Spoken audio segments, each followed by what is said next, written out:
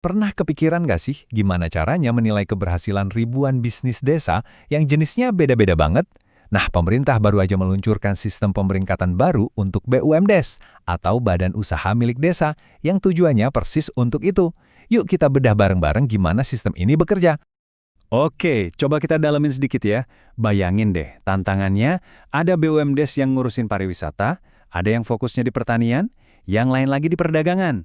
Gimana caranya membandingkan mereka secara adil? Nah, sistem pemeringkatan ini adalah upaya untuk menjawab pertanyaan krusial itu. Dan inilah solusinya, sebuah sistem peringkat. Gampangnya, anggap aja ini kayak rapor standar buat setiap BUMDes. Jadi, ada cara yang jelas dan terstruktur buat melihat seberapa sehat dan bagus kinerjanya, nggak peduli apapun jenis usahanya. Jadi apa aja sih isi rapor ini? Ternyata penilaiannya itu dibangun di atas 7 pilar utama. Anggap aja ini 7 bahan kunci yang menentukan sehat atau enggaknya sebuah BUMDes. Kita lihat satu persatu ya. Yang pertama banget dilihat untuk menilai bisnis yang stabil, ia pasti pondasinya. Itulah yang dicakup oleh aspek kelembagaan. Ada nggak struktur organisasinya yang jelas? Direkturnya diangkat resmi pakai surat keputusan atau enggak? Ini semua soal dasar hukum yang kuat. Lanjut yang kedua, manajemen. Nah, di sini yang dilihat itu gimana BUMDes dijalankan sehari-hari. Mereka punya program kerja yang terdokumentasi rapi nggak? Ada standar operasional prosedur atau SOP buat keuangannya? Perencanaan yang baik itu kuncinya. Aspek ketiga ini langsung ke intinya, usaha itu sendiri. Yang dinilai di sini adalah performa dan legalitas dari tiap unit usaha. Izin-izinnya lengkap, terus gimana kondisi keuangannya, yang bisa kita lihat dari laporan laba rugi misalnya. Bisnis itu kan nggak bisa jalan sendirian, ya kan? Nah, aspek keempat, kerjasama. Ini menilai gimana BUMDes membangun jaringannya. Ada nggak sih kemitraan yang didokumentasikan secara formal, misalnya lewat MOU atau kontrak kerjasama dengan pihak lain? Jelas, yang namanya bisnis butuh modal buat jalan. Disitulah peran aspek kelima, aset dan permodalan. Bagian ini ngelihat fondasi finansial BUMDes. Modalnya dari mana aja? Ada suntikan dana dari desa? Atau mungkin pinjaman dari kreditur? Ini semua menunjukkan stabilitas keuangannya. Aspek keenam ini penting banget buat transparansi, yaitu administrasi, pelaporan keuangan, dan akuntabilitas.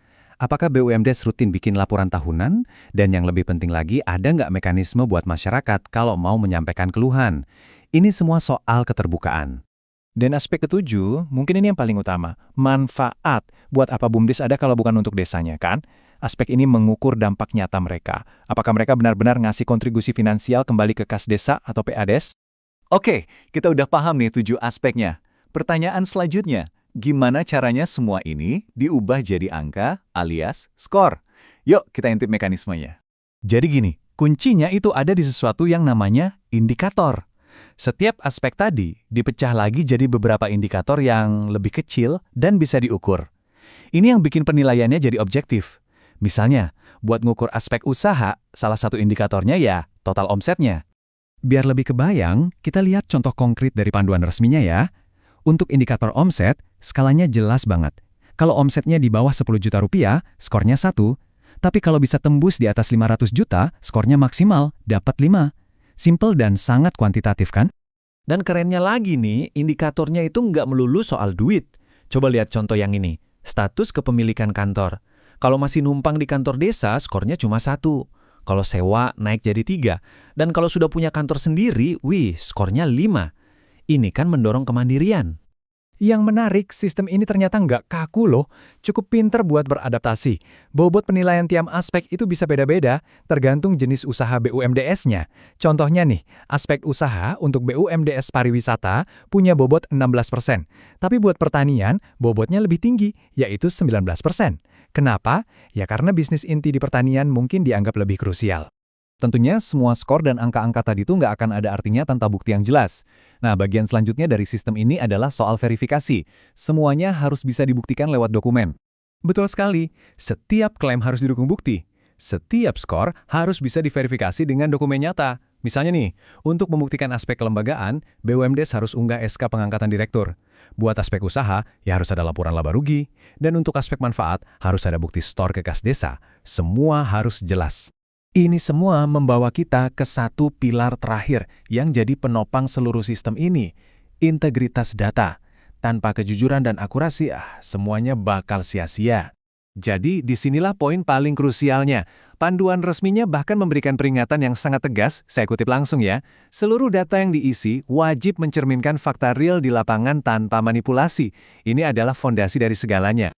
Kenapa sih ini penting banget? Ya, karena kalau datanya nggak akurat, seluruh tujuan evaluasi ini jadi gagal.